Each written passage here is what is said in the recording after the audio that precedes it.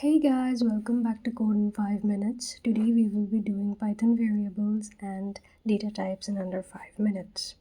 In Python, variables are used to store data that can be referenced and manipulated during program execution.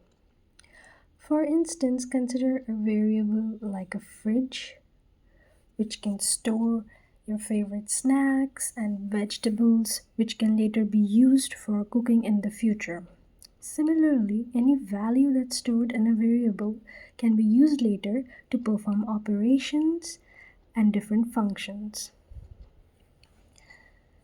Let us go ahead and comment this part and move on to how to name our variables. There are certain rules that we need to follow. Variable names can only contain letters, digits, and underscore. Variable cannot start with a digit.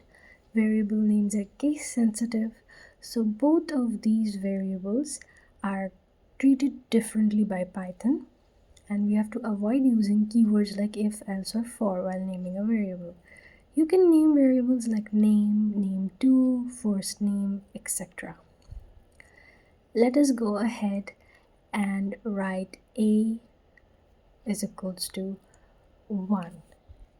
What is happening here is we are storing 1 to our computer's RAM and assigning the address to that to A. We are going to go ahead and print A here, and there you go. We can go and name another variable B, inside which we can store code in 5 minutes. Now this is a different data type than 1. The 1 was integer, but this one is string, and all strings should be in single or double quotations. Moving on to data types. Data types in Python are a way to classify different data items. Some of the standard built-in data types are numeric, which is int, float, boolean, string, list, tuples, mapping type like dictionaries, set type like set, and binary types, which we will be covering later on in this series.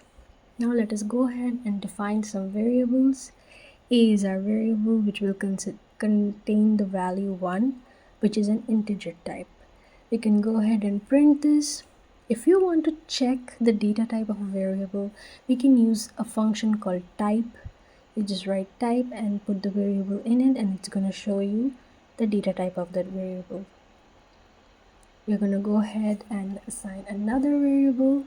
This is a decimal, so it falls under float. You can go ahead and check this type of this variable as well. And you can see it's class float. This is the data type of the variable. Let us go ahead and define a string this time, like we did previously. Print it and check the type of C, which is going to come back as class string. str is string. And finally, we are going to move on to boolean. It can only be true with a capital T or false. In this case, we are going to go ahead with true, our boolean data type. And if you check the type of this variable, it's going to show you bool. There you go.